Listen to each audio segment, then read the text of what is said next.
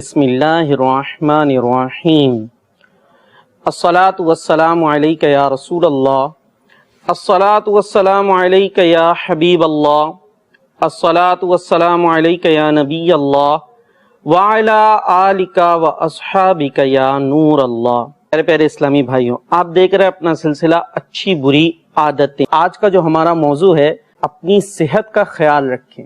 جی ہاں، ہم بولتے بھی ہیں نا ایک دوسرے کو ٹیک کیئر، خیال رکھیں۔ خیال رکھنا ہے اپنی صحت کا، اب کس انداز سے رکھنا ہے یہ انشاءاللہ آج ہم کچھ جاننے کی کوشش کریں گے۔ آئیے درود پاک کی ایک فضیلت سنتے ہیں۔ آقا دو عالم صلی اللہ تعالی علیہ وسلم کا فرمان مغفرت نشان ہے کہ تمہارا مجھ پر درود پاک پڑھنا تمہارے لیے پل صراط پر نور ہوگا۔ پل صراط بال سے زیادہ باریک، تلوار کی دھار سے زیادہ تیز، اور جہنم کے اوپر وہ بنا ہوا ہے، اندھیری جہنم۔ اور آقا صلی اللہ تعالی علیہ وسلم کیا ارشاد فرما رہے ہیں کہ تمہارا درود پاک پڑھنا اس پل صراط پر تمہارے لیے نور ہوگا۔ نور روشنی ہے، لائٹ ہے۔ اور جو شخص روز جمعہ 80 بار مجھ پر درود پڑھے گا، اللہ تبارک و تعالی اس کے 80 سال کے گناہوں کو معاف فرما دے گا۔ صلو علی الحبیب صلی اللہ تعالی علی محمد صلی اللہ تعالی علیہ وسلم۔ جیسا کہ میں نے عرض کیا مدنی چینل کے ناظرین کہ ہمارا آج کا موضوع ہے صحت کا خیال رکھنا۔ ہو سکتا ہے یہ موضوع سن کے کسی کے ذہن میں ایک بات آئے کہ جناب یہ موضوع ہے صحت کا خیال رکھنا، اپنی فزکس کا خیال رکھنا اور اپنے جسم کا خیال رکھنا، تو اس میں مولانا صاحب کا کیا کام؟ یہاں تو کوئی ڈاکٹر صاحب ہونے چاہیے جو ہمیں صحت سے متعلق اچھے اچھے مشورے دیں، اپنے صحت کو ہم نے کیسے برقرار رکھنا ہے، یا مولانا صاحب کا کیا کام ہے؟ تو عرض یہ ہے کہ واقعی اگر آپ نے علاج کرانا ہے، باقاعدہ کوئی مرض ہے، تو اس میں تو یقیناً کسی ڈاکٹر سے ہی آپ کو کنسلٹ کرنا پڑے گا۔ لیکن الحمدللہ اللہ تبارک و تعالیٰ نے جو یہ اسلام ہمیں عطا فرمایا نا، یہ ایسا پیارا، ایسا خوبصورت، ایسا بیوٹیفل ریلیجن ہے کہ جس کے اندر ہر چیز کا خیال رکھا گیا ہے۔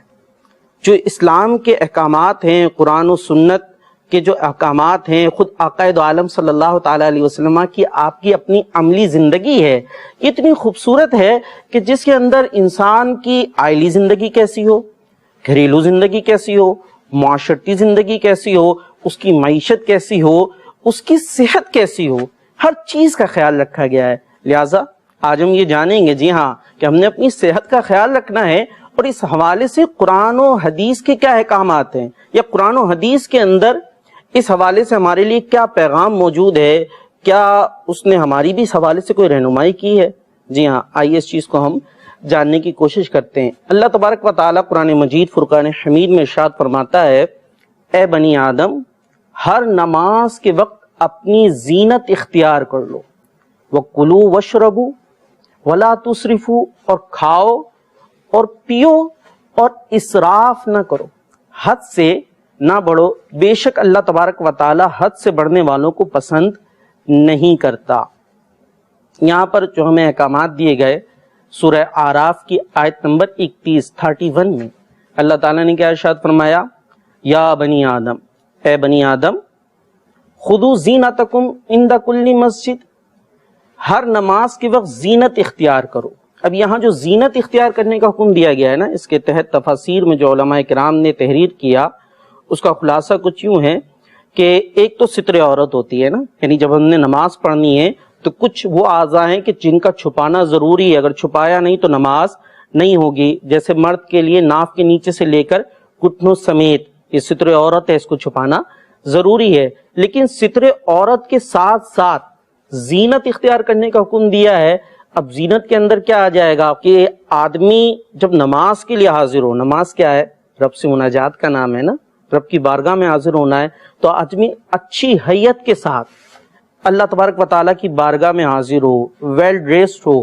آدمی کہیں آفس جاتا ہے، کسی اچھی جگہ پر جاتا ہے، دنیاوی اعتبار سے جو اچھی ہوا کرتی ہے تو کتنا اچھے لباس کو اختیار کرتا ہے، خوشبو لگاتا ہے، بڑے اچھے انداز سے جاتا ہے نا۔ تو نماز میں رب کی بارگاہ میں حاضر ہونا جا رہا ہے تو کیا حکم آیا کہ اچھے انداز سے رب کی بارگاہ میں حاضر ہو، اچھے انداز سے رب کی بارگاہ میں سجدہ ریز ہو، خوشبو لگانے کا حکم دیا گیا، اچھے لباس کو اختیار کرنے کا حکم دیا گیا۔ اسی طریقے سے آگے کیا ارشاد ہوا؟ وَكُلُوا وَاشْرَبُوا وَلَا تُسْرِفُوا، اور کھاؤ اور پیو، وَلَا تُسْرِفُوا، لیکن حد سے نہ بڑھو، یعنی جو جائز ہے، جو حلال ہے وہ کھاؤ۔ اللہ تعالیٰ کی نعمتیں تمہارے لیے ہی ہیں نا۔ اللہ تبارک و تعالیٰ نے اس دنیا کے اندر، اس جہان کے اندر کیسی زبردست نعمتوں کو رکھا ہے، کھانے پینے کی کتنی اچھی اچھی اشیاء اللہ تبارک و تعالیٰ نے پیدا کی ہیں۔ تو فرمایا گیا وَكُلُوا وَاشْرَبُوا، اور کھاؤ اور پیو، لیکن آگے ایک حد بندی کر دی، فرمایا وَلَا تُسْرِفُوا، لیکن حد سے نہ بڑھو، لمٹ میں رہنا ہے، کھانا ہے پینا اجازت دی گئی ہے لیکن لمٹ میں رہنا ہے۔ وَلَا تُسْرِفُوا، اسراف نہیں کرنا۔ اب یہ اسراف میں کیا چیز داخل ہے؟ اسراف کے تحت علماء کرام لکھتے ہیں کہ اسراف کے اندر یہ چیز داخل ہے کہ حرام نہ ہو، ظاہر اوبیسلی جو حرام کر دیا گیا، جن چیزوں کے اللہ تبارک و تعالیٰ اس کے رسول کی جانب سے ممانعت آ گئی، ان چیزوں کی طرف ہاتھ نہیں بڑھنا چاہیے۔ اس آیت کریمہ کے تحت مفسرین نے بڑا زبردست ایک واقعہ تحریر کیا ہے، علامہ قرطبی نے بھی اس کو لکھا ہے۔ خلیفہ ہارون رشید کے دور کا واقعہ ہے کہ غیر مسلم طبیب نے نا، سمجھنے کے لیے ہم کہہ لیتے ڈاکٹر نے، ایک مرتبہ ایک مسلمان عالم دین حضرت علی بن حسین واقد رحمۃ اللہ تعالی علیہ سے کہا کہ علوم تو دو ہیں، یعنی بیسک علوم یوں کہہ لیجئے دو طرح کے ہوا کرتے ہیں، ایک علم الادیان یعنی دین سے متعلق علم ہوتے ہیں، یا علم الابدان انسان کے جسم سے متعلق علم ہوتا ہے، انسان کی فٹنس، انسان کی صحت سے متعلق، بیمار ہو جائے تو کیا کرنا چاہیے، کیا دوا لے گا، کس انداز سے وہ صحیح ہو سکتا ہے۔ تو علوم تو دو ہوتے ہیں، علم الادیان و علم الابدان، لیکن آپ کے دین نے یا آپ کی جو کتاب ہے قرآن ہے، اس نے انسان کی صحت سے متعلق، انسان کے بدن کی صحت و تندرستی سے متعلق تو کوئی احکامات نہیں دیے، اور اگر دیے ہیں تو بتائیے کیا احکامات دیے ہیں۔ تو اس نے یہ بات کی نا، یہ ایک اعتراض کیا، تو قربان جائیے ہمارے علماء اسلام پر، علماء دین پر، ان کی قرآن پر کیسی نظر ہوا کرتی تھی۔ ایک غیر مسلم آگے سے گویا اعتراض کر رہا ہے، حضرت علی بن حسین واقد رحمۃ اللہ تعالی علیہ نے فوراً اس کو جواب دیا، تم بات کرتے ہو کہ علم الابدان یعنی انسانی صحت یا انسانی جسم کی تندرستی اور صحت سے متعلق قرآن میں کچھ نہیں ہے۔ آؤ میں تمہیں بتاتا ہوں قرآن کیا کہتا ہے۔ قرآن کی یہ نصف آیت وَكُلُوا وَاشْرَبُوا وَلَا تُسْرِفُوا، کہ کھاؤ پیو اور حد سے نہ بڑھو، اللہ تعالیٰ نے اس نصف آیت میں، یعنی صرف آدھی آیت میں، پوری آیت کی بات بھی نہیں، صرف آدھی آیت میں آدھا علم طب جمع کر دیا، آدھا علم طب جمع کر دیا ہے کہ صرف آدمی اگر اس بات پر عمل کر لینا کہ کھائے پیے لیکن حد میں رہ کر اسراف نہ کرے، حد سے زیادہ نہ پڑے، پیٹ بھر گیا اس کے باوجود کھاتا نہ رہے، اپنے معدے کا خیال رکھ لے، تو اسے صحت و تندرستی مل جائے گی، یعنی بیماری نہیں پڑے گا۔ بیمار پڑے گا تو پھر اسے اپنی علاج کی طرف جانا پڑے گا نا۔ علماء نے لکھا، بلکہ علماء نے، سائنسدان نے، ڈاکٹرز اس بات کو اپنی تحقیقات میں پروف کرتے ہیں کہ 80% بیماریاں، 80% بیماریاں ڈیزیز معدے کے ذریعے ہوتی ہیں، کھانے کے ذریعے ہوتی ہیں، کہ آدمی کھانے میں بد احتیاطی کرتا ہے، اس کی وجہ سے وہ بیمار پڑا کرتا ہے۔ تو صحت اور تندرستی کا قرآن و سنت کی تعلیمات کے اندر بڑا اہتمام رکھا گیا ہے، بڑے اس کے حوالے سے احکامات موجود ہیں۔ حدیث مبارکہ میں آتا ہے، پیارے آقا مدینہ والے مصطفیٰ صلی اللہ تعالی علیہ وسلم نے ارشاد فرمایا کہ کمزور مومن کے مقابلے میں طاقتور مومن اللہ تبارک و تعالیٰ کے نزدیک زیادہ محبوب ہے۔ اب ظاہر ہے جو کمزور ہوگا وہ اپنی صحت کا خیال نہیں رکھتا ہوگا نا، اسی وجہ سے عموماً کمزور ہوتے ہیں، اور جو صحت کا اپنی خیال رکھے گا، طاقتور ہوگا، تو کمزور مومن کے مقابلے میں صحت مند مومن اللہ تبارک و تعالیٰ کے نزدیک زیادہ محبوب ہے۔ لیکن یہاں ایک بات یاد رکھیے جائے کہ اگر ہم اپنی صحت کا خیال رکھتے ہیں اور ان چیزوں کو اختیار کرتے ہیں کہ جس کی بنا پر ہم صحت مند رہیں، اور اس کے اندر اگر ہم اچھی اچھی نیتیں رکھتے ہیں اللہ تبارک و تعالیٰ کی رضا حاصل کرنے کے لیے کہ میں صحت مند رہوں گا، تو صحت مند رہ کر میں اللہ تبارک و تعالیٰ کی اچھے انداز سے عبادت کر سکوں گا، نیکی کے کام کر سکوں گا، نیکی کی دعوت کو عام کر سکوں گا، اور اگر اس طرح کی ہماری اچھی اچھی نیتیں ہوں گی تو ہم جو صحت مند رہنے کے لیے کام کریں گے تو انشاءاللہ وہ چیزیں بھی ثواب میں داخل ہو جائیں گی۔ تو اچھی نیت کے ساتھ ہم اپنی صحت کا خیال رکھیں گے تو یہ صحت کا خیال رکھنا بھی ہمارے لیے نیکی کا کام بن جائے گا۔ اسی طریقے سے قرآن مجید فرقان حمید کے اندر اللہ تبارک و تعالی ارشاد فرماتا ہے وَنُنَزِّلُ مِنَ الْقُرْآنِ مَا هُوَ شِفَاءٌ وَرَحْمَةٌ لِّلْمُؤْمِنِينَ کہ ہم نے قرآن میں وہ چیز نازل کرتے ہیں جو مومنین کے لیے شفا اور رحمت ہے۔ یعنی قرآن بھی ہمارے لیے شفا کا ذریعہ ہے، رحمتوں کو حاصل کرنے کا ذریعہ ہے، اور قرآن کیا زبردست شفا ہے، ایسی شفا ہے کہ جو قرآن میں بیان کرتا چیزوں کو اختیار کر لے، قرآن مجید فرقان حمید سے اپنا تعلق جوڑ لے تو ہر طرح کی غلاظت، ہر طرح کی برائیوں سے وہ آزاد ہو جاتا ہے، چاہے وہ اعتقادی برائیاں ہوں، غلط نظریات ہوں، غلط اعمال ہوں، ان سے بھی آدمی کو نجات مل جاتی ہے، شفا حاصل ہوتی ہے۔ اسی طریقے سے قرآن انسان کے ظاہری شفا کا ذریعہ بھی ہے۔ جی ہاں، ظاہری و باطنی دونوں طرح کی شفا ہمیں قرآن مجید فرقان حمید سے حاصل ہوتی ہے۔ باقاعدہ احادیث مبارکہ میں اس طرح کے واقعات ملتے ہیں۔ ایک مرتبہ صحابہ کرام کا جو ہے مختلف صحابہ کرام تھے، ان کا ایک قافلہ تھا، ایک جگہ پر پہنچتا ہے، گاؤں میں پہنچتا ہے، ان سے کہتا ہے کہ بھائی آپ ہماری مہمان نوازی کیجئے، کچھ خیر خواہی کیجئے۔ تو ان لوگوں نے اس بات سے ذرا انکار کر دیا نا۔ اب وہاں کا جو سردار تھا اسے کسی چیز نے، زہریلی چیز نے ڈس لیا۔ وہاں کے لوگ آئے کہ بھائی تم میں کوئی شخص ہے جو دم کرتا ہو؟ تو ایک صحابی رسول نے کہا کہ ہاں میں دم کرتا ہوں۔ چنانچہ وہ ان کو لے کر چلے گئے، لیکن انہوں نے کہا دم تو میں کر دوں گا، لیکن ہم نے تم سے کہا تھا کہ ہماری کچھ خیر خواہی کرو، مہمان نوازی کرو، تم نے تو اس کا انکار کر دیا تھا، تو اب تم ہمیں کچھ دو گے تو اس کے بعد میں دم کروں گا۔ چنانچہ بکریاں دینا طے پایا، اور پھر ان صحابی رسول نے جا کر اس سردار کے اوپر پتہ کیا کیا مدنی چینل کی ناظرین، سورہ فاتحہ پڑھ کر، سورہ فاتحہ ہم پڑھتے ہیں نا سب، الحمدللہ رب العالمین، قرآن مجید کی پہلی سورت، سورہ فاتحہ پڑھ کر دم کیا۔ اللہ تبارک و تعالی نے اس سردار کو شفا عطا فرما دی، اور پھر انہوں نے بکریوں کا ریوڑ دیا۔ تو بہرحال سورہ فاتحہ پڑھی۔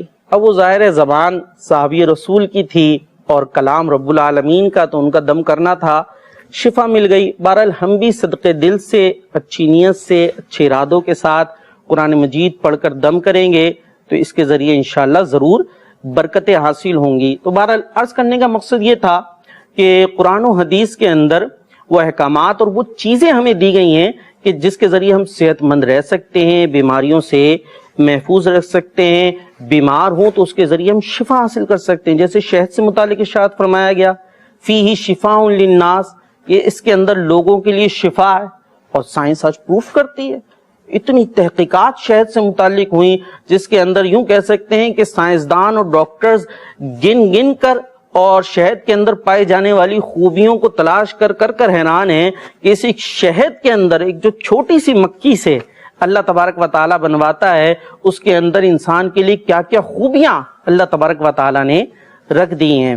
قرآن و حدیث کے اندر صحت مند رہنے کے بہت بنیادی اور زبردست اصول بیان کر دیے گئے ہیں۔ آئیے اب کچھ اصول آپ کے سامنے ہم رکھتے ہیں کہ جن چیزوں پر اگر ہم خیال رکھیں گے نا، ہم توجہ رکھیں گے تو انشاءاللہ العزیز ہم ایک صحت مند زندگی گزارنے میں کامیاب ہو سکتے ہیں، خود کو اچھے انداز سے رکھنے میں ہم کامیاب ہو سکتے ہیں۔ وہ اصول کیا ہیں؟ نمبر 1 نیند کا خیال رکھنا، اسی طرح ایسی چیزوں سے خود کو بچانا جو ہماری صحت کے لیے نقصان دہ ہیں۔ نمبر 3 کھانے پینے کے اندر صحت بخش غذاؤں اور صحت بخش پانی کا استعمال کرنا۔ اسی طریقے سے ورزش کرنا، کچھ ایسی ایکٹیویٹیز اختیار کرنا کہ جس کے ذریعے جسم جو ہے وہ سست اور کاہل نہ رہے، بلکہ جسم جو ہے وہ حرکت میں رہے، اس کے ذریعے ہم صحت مند رہ سکتے ہیں۔ اور 5ویں چیز ہے صفائی کا خیال رکھنا۔ تو یہ کچھ 5 چیزیں میں نے آپ کے سامنے رکھی ہیں۔ نیند کا خیال رکھنا، خود کو غیر صحت بخش چیزوں سے بچانا، کھانے پینے کے اندر احتیاط رکھنا، اس طرح کی چیزوں کو کھانا جو صحت مند ہوا کرتی ہیں، ورزش اختیار کرنا، ایکٹیویٹیز اختیار کرنا، سستی اور کاہلی سے اپنے آپ کو بچانا، اور صفائی کا خیال رکھنا۔ اب آتے ہیں کچھ ان چیزوں کی تفصیل کی طرف۔ نیند کا خیال رکھنا، جی ہاں مدنی چینل کے ناظرین، یہ بہت اہم ہے، اور بہت دفعہ اس حوالے سے بے پرواہی برتی جاتی ہے اور اس کا نتیجہ پھر بڑا خراب نکلتا ہے۔ عموماً توجہ نہیں ہوتی، بس جتنے بجے بھی سو گئے، رات کا کوئی بھی ٹائم ہو رہا ہے بس جاگ رہے ہیں اور لگے ہوئے مختلف کاموں کے اندر۔ بعض تو وہ کام بھی کر رہے ہوتے ہیں جو شریعت کے خلاف ہوتے ہیں، جناب رات گئے، لائٹ بند ہے، تو جناب وہ ٹی وی میں لگے ہوئے ہیں اور ایسی چیزیں دیکھ رہے ہیں جو شریعت کے بھی خلاف ہیں، اور ظاہر ہے اس طریقے سے ٹی وی دیکھنے سے آنکھوں پر بھی زیادہ اثرات پڑا کرتے ہیں، آنکھوں کی جو ہے وہ بینائی پر بھی خراب اثرات مرتب ہوتے ہیں، اور رات گئے تک جاگ رہے ہیں، اس کے بعد جناب وہ جاگتے جاگتے رات گئے، جب نیند آئی تو وہ جناب سو گئے۔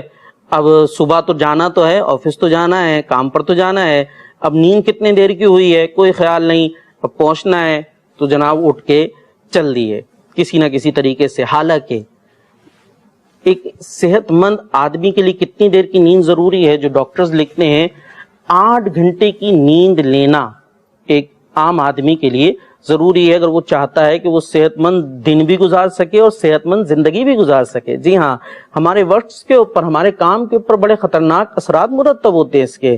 اب آپ ٹھیک ہے جناب رات 4 بجے سو کر صبح کسی نہ کسی طریقے سے 8 بجے اٹھ کر اپنے کام پر چلے گئے، یعنی 4 گھنٹے کی نیند لی، 5 گھنٹے کی نیند لی، اور اس کے بعد جناب زبردستی اپنے جسم کو کھینچ کھانچ کر آپ کام پر تو جانا ہے نا، ظاہر ہے اگر کام پر نہیں جائیں گے تو پھر ہو سکتا نوکری سے بھی نکال دیں، اور کہاں سے کام چلے گا، لہٰذا جناب وہ کام پر تو چلے گئے۔ لیکن یہ جو آپ نے 4 گھنٹے 5 گھنٹے کی نیند لی ہے نا، کسی نہ کسی طریقے سے اپنے جسم کو گھسیٹ کر پھر تو رہے ہیں، یہ آپ کے جسم پر بڑے خطرناک اثرات مرتب کرتا رہتا ہے۔ ہو سکتا ہے فوری طور پر ہمیں پتہ نہیں چلتا، لیکن آہستہ آہستہ یہ یوں کہہ سکتے جسم میں ایک ٹوٹ پھوٹ کا عمل جاری رہتا ہے، اور پھر جب عمر آگے بڑھتی چلی جاتی ہے تو پھر بعض اوقات وہ مختلف بیماریوں کی صورت میں چیزیں ظاہر ہوتی ہیں۔ ہمیں بولتا ہے یار یہ بیماری مجھے کہاں سے لگ گئی، یہ بیماری کیسے ہو گئی، یہ اچانک کیا ہو گیا مجھے، لیکن وہ یہ غور نہیں کر رہا ہوتا کہ میرا اپنا لائف سٹائل کیا ہے، یہ میرا جسم ہے۔ دیکھیں انسان جو ہے نا، جسم اور روح کا مجموعہ ہے، روح بھی صحت مند ہونی چاہیے اور جسم بھی صحت مند ہونا چاہیے۔ اس کو یوں سمجھ سکتے ہیں جیسے کمپیوٹر ہوتا ہے، آج کل عام یوز میں نا کمپیوٹر سب کے پاس ہوتا ہے۔ کمپیوٹر میں 2 چیز ہوتی ہیں، ایک اس کا ہارڈ ویئر ہوتا ہے، ایک اس کا سافٹ ویئر ہوتا ہے نا۔ اگر سافٹ ویئر صحیح نہ چل رہا ہو تو ہارڈ ویئر کسی کام کا نہیں رہتا۔ ہارڈ ویئر کیا کرے گا اگر ہارڈ ویئر صحیح بھی ہے، سافٹ ویئر میں کوئی پرابلم آ گئی ہے، کوئی وائرس آ گیا ہے۔ اسی طریقے سے ہارڈ ویئر اگر خراب ہے تو پھر سافٹ ویئر کا صحیح ہونا کوئی میٹر نہیں کرتا، بلکہ کام نہیں ہو سکتا۔ اسی طریقے سے انسانی جسم کی اگر مثال لیں تو اس کا جسم جو ہے وہ ہارڈ ویئر کی طرح ہے اور اس کی روح اس کی سافٹ ویئر کی طرح ہے۔ تو اگر کمپیوٹر کا ہارڈ ویئر ٹھیک نہ ہو تو سافٹ ویئر کسی کام کا ہے نہیں، پراپر ورک نہیں کرے گا نا آپ کا کمپیوٹر، آپ کا موبائل بھی پراپر ورک نہیں کرے گا۔ اسی طریقے سے اگر آپ کا جسم صحت مند نہیں ہے تو پھر آپ دیگر ایکٹیویٹیز بھی ظاہر نہیں کر سکتے۔ اگر آپ کا جسم درست نہیں ہے تو پھر ظاہر ہے آدمی درست انداز سے اور اچھے انداز سے اپنی زندگی نہیں گزار سکتا، چاہے وہ دنیاوی کام ہو چاہے دینی کام ہو۔ لہٰذا اپنی صحت کا خیال رکھیں، اور اس میں بنیادی پہلی چیز ہم نے کیا بیان کی، اپنی نیند کا خیال رکھنا، اور وہ 8 گھنٹے بیان کی ہے۔ چلیں 8 گھنٹے سے کچھ کم ہو جائے، 7 گھنٹے ہو جائے، لیکن نیند پراپر لینی چاہیے، اچھے انداز سے لینی چاہیے، اور جو سونے کا ٹائم ہے اس ٹائم پر سونا چاہیے، جلدی سوئیں، صبح فجر کے لیے اٹھیں۔ صبح کا وقت انسانی صحت کے لیے بہت ہی زبردست ہوتا ہے، ہو سکے تو صبح کے ٹائم میں کچھ نہ کچھ ایکسرسائز وغیرہ کر لیں۔ صبح کی جو ہے وہ فضا ہوتی ہے، کھلی ہوا ہوتی ہے، اس کے اندر جا کر لمبے لمبے سانس لیں۔ یہ صبح اٹھنا اور نیند کا پراپر لینا، جی ہاں مدنی چینل کے ناظرین، جو افراد ان چیزوں پر عمل نہیں کرتے نا، اس پر ایک دفعہ عمل کر دیکھیں۔ آج جو سن رہے ہیں ایک دفعہ عمل کر دیکھیں۔ اگر دن بھر پریشانی رہتی تھی، کام میں دل نہیں لگتا تھا، بعضوں کا یہ شکایت ہوتی ہے نا جی کام میں دل نہیں لگتا، تو وہ کام میں دل نہ لگنے کی وجوہات ہوتی ہیں۔ جی ہاں، آپ کا سارا دل یا دماغ یوں کہہ لیجیے وہ تو نیند میں اٹکا ہوا ہے کہ آپ نے رات کی نیند پراپر نہیں کی ہے، تو اس کے بعد اور جگہ کہاں آپ کا دل لگے گا؟ یہ کام درست طریقے سے نہیں ہو پا رہا ہوتا، تو اس کے پیچھے بھی ایک ریزن یہی ہوتی ہے۔ اس انداز سے آپ اپنے دن کا آغاز کر دیکھیں، رات پراپر ٹائم پر سوئیں، صبح فجر کے لیے اٹھیں، فجر کی نماز پڑھیں، اور اس کے بعد جناب وہ کوئی کھلی فضا میں اگر آپ جا سکتے ہیں سانس لیں، پھر دیکھیں کس انداز سے انشاءاللہ آپ کے دن کا آغاز ہوتا ہے۔ اسی طریقے سے اگر شریعت کی ہم بات کرتے ہیں، ظاہر ہے اس میں یہ چیزیں موجود ہی ہیں، فجر کی نماز تو لازمی ہے پڑھنا، اور تہجد پڑھیں تو سعادت کی بات ہے۔ اسی طریقے سے قیلولہ کرنا، یہ بھی بہت فائدہ مند چیز ہے جو آقا علیہ الصلوۃ والسلام کی سنت سے ثابت ہے۔ آپ کی سیرت کے اندر یہ ہمیں ملتا ہے کہ دوپہر کے کھانے کے بعد کچھ دیر آرام کرنا، تو قیلولہ کرنا بھی انسان کی صحت کے لیے بہت زبردست چیز ہے جو ہمیں حضور علیہ الصلوۃ والسلام کی سنت میں بھی ملتی ہے۔ اچھا، اب دوسری چیز کی طرف ہم آتے ہیں یعنی ایسی چیزوں سے اپنے آپ کو بچانا کہ جو صحت کے لیے نقصان دہ ہوا کرتی ہیں۔ اب صحت کے لیے کون سی چیزیں نقصان دہ ہوا کرتی ہیں یہ ہر ذی شعور آدمی عمومی طور پر جانتا ہی ہے۔ جس طرح کی یہ مرغن کھانے ہوا کرتے ہیں اور کولڈ ڈرنکس کا بے دریغ استعمال ہوا کرتا ہے، پیزے ہوا کرتے ہیں اور پھر بے تحاشا کھانا ہوا کرتا ہے، یعنی بہت زیادہ کھانے میں اتنی خرابی نہ ہو لیکن اتنا زیادہ کھا لینا کہ پیٹ بھر جانے کے باوجود کھاتے رہنا، یہ تو شریعت کے اندر بھی اس کی ممانعت ہے، اس کی اجازت نہیں ہے اتنا زیادہ کھانا۔ بلکہ کھانا کس انداز سے کھانا چاہیے اس کی بھی رہنمائی ہمیں شریعت کے اندر ملتی ہے۔ جی ہاں، آقا دو عالم صلی اللہ تعالی علیہ وسلم نے ارشاد فرمایا انسان کی پیٹ سیدھے رکھنے کے لیے تو چند لقمے ہی کھانا کافی ہے، لیکن اگر زیادہ کھانا ہی چاہے تو معدے کے 3 حصے کر لے، ایک حصے میں کھانا، ایک حصے میں پانی اور ایک حصہ ہوا کے لیے خالی رکھے۔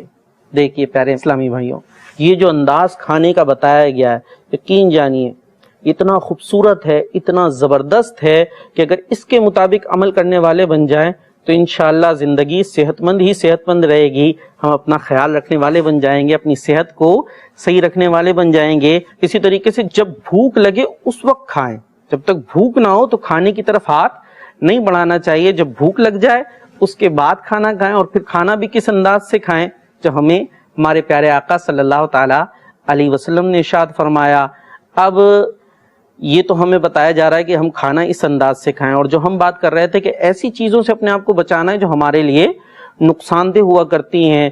اب یہ مرغن غذائیں ہمارے لیے، اور پھر باہر کی بنی ہوئی چیزیں، اب جس انداز سے یہ سموسے وغیرہ یہ پکوڑے تلے جا رہے ہوتے ہیں، جس تیل کے اندر تلے جا رہے ہوتے ہیں، اور وہ ظاہر ہے تیل ہر دفعہ کوئی نیا تو نہیں استعمال ہو رہا ہوتا، کئی دن سے جناب وہ ایک ہی تیل جو ہے نا وہ پکے جا رہا ہوتا ہے، تو ڈاکٹرز اس کو بیان کرتے ہیں کہ وہ تیل اس قسم کا جو کئی دن تک پکایا جا رہا ہوتا ہے یہ ہائیجینک نہیں ہوتا، ان ہائیجینک ہوتا ہے، انسانی صحت کے لیے بہت زیادہ نقصان دہ ہوا کرتا ہے۔ اور پھر اس میں پکے ہوئے جناب وہ پکوڑے اور سموسے اور وہ جس طرح کا قیمہ وغیرہ یوز کیا جا رہا ہوتا ہے، جو کچھ بیان کرنے والے بیان کرتے ہیں وہ اتنا زیادہ صحت کے لیے فائدہ مند نہیں ہوا کرتا۔ تو ایسی چیزوں سے اپنے آپ کو بچائے، اور شریعت نے جن چیزوں سے ہمارے لیے جو چیزیں ہمارے لیے حرام کی ہیں، جی ہاں وہ تو بالخصوص اپنے آپ کو بچانا ہی بچانا ہے، اور جن چیزوں کو حرام کیا ہے نا اس کے حوالے سے بھی جی ہاں سائنس پروف کرتی ہے کہ شریعت نے جو چیز ہمارے لیے حرام کی ہے وہ ہماری صحت کے لیے بھی نقصان دہ۔ مثال کے طور پر نشہ یا شراب کو ہم لے لیتے، شراب، جی ہاں آج مغرب جس کی گٹی میں یوں کہنا چاہیے گویا شراب پڑی ہوئی ہے، وہ شراب کو بے دریغ استعمال کر رہے ہوتے لیکن وہ اس کی وجہ سے پریشان ہے، وہیں کے ڈاکٹرز وہیں کے سائنسدان اس کو بیان کر رہے ہیں کہ یہ شراب انسانی صحت کے لیے کس قدر نقصان دہ ہے، گردے اس سے خراب ہو جاتے ہیں، گردے اس سے فیل ہو جاتے ہیں، اور نہ جانے کون سی بیماریاں انسان کو اس شراب کی وجہ سے لگ جایا کرتی ہیں۔ تو شراب ہو یا اور دیگر حرام کردہ چیزیں ہوں، ان سے اپنے آپ کو بچانا بہت ضروری ہے، اور جو شریعت نے ہمارے لیے حرام کیا ہے اس میں ہمارے لیے صحت ہی صحت ہے، فائدہ ہی فائدہ ہے۔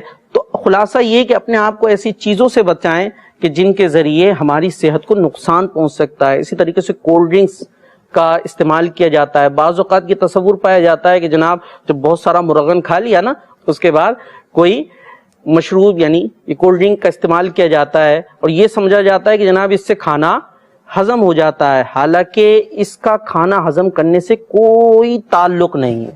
بعض ہو سکتا ہے مدنی چینل کے ناظرین کو تعجب بھی ہو کہ ہم تو یہ سمجھتے ہیں کہ اگر کھانے کے بعد کولڈ ڈرنک کا استعمال کر لیا جائے تو جتنا بھی ہم نے کھا لیا ہے اور جیسا بھی کھا لیا ہے سب وہ ہضم ہو جائے گا۔ تو ڈاکٹرز اس بات کو بیان کرتے ہیں کہ کولڈ ڈرنک کا ہاضمے سے کوئی تعلق نہیں ہے، یہ ان چیزوں کو جو کچھ بھی ہم نے یوں کہہ لیجیے اللہ غلم اپنے پیٹ میں ڈال لیا ہے۔ بعض افراد ہوتے ہیں کہتے ہیں جناب ہم لکڑ ہضم پتھر ہضم ہیں، جی آپ کو یہ لگتا ہے کہ آپ لکڑ ہضم پتھر ہضم ہیں، لیکن معدہ ہر انسان کا انسانوں والا ہی ہوتا ہے، اور وہ ہر چیز کو پراپر درست انداز سے ہضم کر سکے، اور وہ ہضم کرنے کے بعد وہ چیز ہمارے لیے فائدہ مند بھی ہو جسم کے لیے ضروری نہیں ہوتا۔ تو یہ کولڈ ڈرنکس ہمارے جسم کے لیے بہت زیادہ نقصان دہ ہوا کرتی ہیں۔ تو خود کو ایسی چیزوں سے ہم بچائیں گے، جتنی احتیاط کریں گے اتنا فائدہ ہم دیکھ سکتے ہیں۔ اسی طریقے سے کھانا کھانے کے آداب ہمیں بتائے گئے، وہ بیٹھنے کا جو انداز ہمیں بتایا گیا ہے، آج سائنس پروف کرتی ہے کہ اس کے مطابق ہم عمل کریں گے تو انشاءاللہ صحت مند رہیں گے، بیماریوں سے بچیں گے۔ کس انداز سے بیٹھنا ہے؟ سیدھا پاؤں کھڑا کر کے رکھیں، الٹا پاؤں بچھا دیں، اس کے بعد ہم کھائیں۔ تو اس انداز سے کھانے سے کیا ہوتا ہے؟ پیٹ بڑھنے سے محفوظ رہتا ہے۔ عمل کرنا ہے، یہ سنت طریقہ ہے۔ اس انداز سے اگر ہم بیٹھیں گے تو یہ بیٹھنے کا سنت طریقہ ہے کھانا کھانے کا۔ عمل کریں، نیت ہو سنت پر عمل کرنے کی، ثواب بھی ملے گا۔ ضمناً ہمیں یہ سائنس کے بیان کردہ فوائد بھی حاصل ہوں گے، صحت پر بھی اچھے اثرات مرتب ہوں گے۔ یا سرین رکھ کر بیٹھ جائیں اور دونوں پاؤں کھڑے کر کر کھانا کھائیں۔ آلتی پالتی مار کر بیٹھنا، جس انداز سے آج کل ہم بیٹھ جاتے ہیں، آسان بھی لگتا ہے لیکن یہ ہمارے لیے بہتر طریقہ کار نہیں ہے۔ تو جو بھی کھانا ہے اچھا کھانا ہے، بہت سارے فروٹس ہمیں دیے ہیں، فروٹ یوز کریں۔ بعض افراد گوشت بھی کھائیں، لیکن جناب صرف گوشت ہی کھاتے چلے جانا ہے، سبزیوں کو ہاتھ بھی نہیں لگانا، تو یہ درست نہیں ہے۔ سبزیوں کا بھی استعمال کریں، گوشت کا بھی استعمال کریں۔ اسی طریقے سے پانی پئیں تو پانی کے اندر صفائی کا خیال رکھنا چاہیے۔ اور جو طریقہ بتایا، جی ہاں، ایک ایک بات پر ہم بات کرتے چلے جائیں تو ہمیں بہت زبردست جو ہے وہ نکات ملتے ہیں صحت مند زندگی گزارنے کے۔ کہ ایک تو پانی صاف ستھرا ہو، ظاہر ہے اگر کوئی اس طرح کا شبہات ہوں یا پانی کے اندر بعض اوقات جو ہے وہ اتنا صاف نہیں ہوتا تو اس کو ابال لینا چاہیے، یا اچھا منرل واٹر بھی یوز کر سکتے ہیں، ورنہ ابال کر پانی یوز کریں۔ ہمیں کیا بتایا گیا ہے پانی کیسے پینا چاہیے؟ بسم اللہ پڑھ کر پئیں، اجالے میں پئیں، بیٹھ کر پئیں۔ جی ہاں، بیٹھ کر پینے کا طریقہ میں بتایا نا۔ کھڑے ہو کر پانی پینے کے سائنس والے نقصانات بتاتی ہے کہ جناب کھڑے ہو کر پانی پیئیں گے تو یہ صحت کے لیے نقصان دہ ہوتا ہے۔ تو ہمیں کیا بتایا ہے؟ بیٹھ کر پانی ہمیں پینا چاہیے۔ تو ان اصولوں پر عمل کریں گے انشاءاللہ صحت مند رہیں گے۔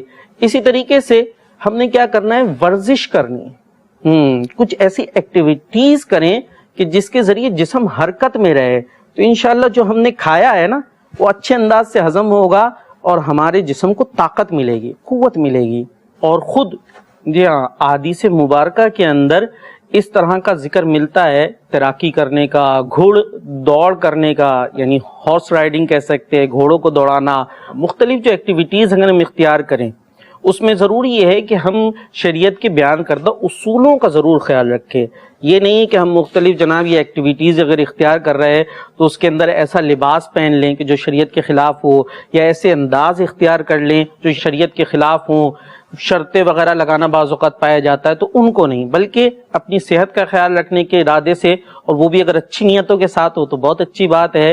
جائز حدود کے اندر رہ کر ہم مختلف چیزوں کو اختیار کر سکتے ہیں۔ صحیحین میں یعنی صحیح مسلم اور صحیح بخاری میں ہمیں روایت ملتی ہے کہ آپ علیہ الصلوۃ والسلام نے گھڑ سواروں کے درمیان، یعنی گھڑ سوار جو گھوڑوں کو دوڑاتے ہیں، گھوڑوں پر بیٹھتے ہیں، گھڑ سواروں کے درمیان مقابلہ کروایا اور جیتنے والوں کو انعام سے نوازا۔ یہاں یہ ایک انعام دینا اور ہے، اور بعض شرطیں لگا کر اور اس طرح کا اس میں جوئے کا معاملہ پایا جاتا ہے، وہ ایک دوسری چیز ہے۔ تو ہر کام کرنا ہے شریعت کے مطابق کرنا ہے۔ تو آپ علیہ الصلوۃ والسلام نے گھڑ سواروں کو مقابلہ کروایا اور جو جیتے انہیں انعام سے بھی نوازا۔ یہاں تک کہ حضرت ابن عمر رضی اللہ تعالیٰ عنہ سے روایت ہے کہ یہ جو گھڑ سواری کا مقابلہ تھا اس کے اندر میں بھی شامل تھا۔ تو صحابی رسول ہیں، گھڑ سواری کا مقابلہ کر رہے ہیں۔ اسی طریقے سے تیراکی، جی ہاں، سوئمنگ کرنا، آج سائنس اس کو پروف کرتی ہے کہ ورزشوں میں بہترین ورزش سوئمنگ ہے، کہ انسان کے بیک وقت سارے اعضاء اس کے اندر تقریباً کام کر رہے ہوتے ہیں۔ تو سوئمنگ کی باقاعدہ حدیث مبارکہ میں اجازت موجود ہے۔ ایک روایت میں آپ کو سناتا ہوں۔ حضرت بلال بن سعد رضی اللہ تعالیٰ عنہ کہتے ہیں کہ میں نے صحابہ کو دیکھا کہ وہ دو نشانوں کے درمیان دوڑتے تھے، یعنی صحابہ اکرام بھی ریس لگا رہے ہیں، دو نشانوں کے درمیان دوڑتے تھے اور بعض سے دل لگی کرتے تھے، یعنی اچھے انداز سے خوش طبعی کی باتیں بھی کرتے تھے، ہنستے بھی تھے۔ ہاں، جب رات آتی تو عبادت میں مشغول ہو جایا کرتے تھے۔ اور آخری اصول کیا ہے؟ صفائی کا خیال رکھنا۔ صاف رہیں گے، نظیف رہیں گے، پاک رہیں گے۔ شریعت نے صفائی پر جتنا زور دیا ہے وہ کسی مسلمان سے پوشیدہ نہیں ہے۔ صفائی نصف ایمان ہے۔ خود آپ علیہ الصلوۃ والسلام اگر کسی کو اس انداز سے دیکھتے تھے کہ جناب میلا کچیلا ہے، بال بکھرے ہوئے ہیں، تو آپ علیہ الصلوۃ والسلام کیا کرتے تھے؟ آپ علیہ الصلوۃ والسلام کا کیا انداز ہوتا تھا؟ آپ علیہ الصلوۃ والسلام نے ایک شخص کو دیکھا کہ جناب اس کے بال بکھرے ہوئے ہیں، داڑھی بکھری ہوئی ہے، تو حضور علیہ الصلوۃ والسلام نے اس کو اشارہ فرمایا اس انداز سے کہ یہ درست کر کر آؤ۔ تو وہ شخص گیا اور جا کر اس نے اپنا وہ انداز درست کر لیا۔ اسی طریقے سے آپ علیہ الصلوۃ والسلام میلے کچیلے کپڑوں کو ناپسند فرماتے تھے، تو گندگی سے آپ علیہ الصلوۃ والسلام نے ہمیں منع فرمایا صاف ستھرا رہنا، تو اسلام کا یوں کہہ لیجئے ترہ امتیاز ہے۔ اسلام نے جس زبردست انداز سے ہمیں صفائی ستھرائی کی تعلیمات دی ہے نا، کہ صرف ظاہری نہیں باطنی اور بڑے خوبصورت انداز سے ہمیں ہر طرح سے صاف ستھرا رہنے کی ترغیب دی ہے۔ غسل دیکھ لیجئے، وضو دیکھ لیجئے، ناخن تراشنے کا حکم دیا گیا، اور جو جسم کے فاضل بال ہوتے ہیں انہیں دور کرنے کا حکم دیا گیا۔ ان جتنی چیزوں کو آپ دیکھیں گے ہر جگہ ہمیں صفائی ستھرائی نظر آ رہی ہے، اور جہاں صفائی ہوتی ہے، جہاں طہارت ہوتی ہے، وہاں پر پھر ہم کہہ سکتے ہیں وہاں صحت ہوا کرتی ہے۔ تو شریعت کے اصولوں پہ رہیں گے، شریعت کے دائرے میں رہ کر ہم عمل کرتے رہیں گے، تو انشاءاللہ دنیا کے اندر بھی ایک صحت مند زندگی گزارنے میں کامیاب ہوں گے، ایک خوشگوار زندگی گزارنے میں کامیاب ہوں گے، اور انشاءاللہ العزیز یہی خوشگوار زندگی آخرت کی خوشگوار زندگی کی ضامن بنے گی۔ شرط یہی ہے شریعت کے اصولوں کے مطابق ہم اپنے سارے کام سر انجام دیں۔ اللہ تبارک و تعالی عمل کی توفیق عطا فرمائے۔ مدنی چینل دیکھتے رہیے۔ صلو علی الحبیب صلی اللہ تعالی علی محمد۔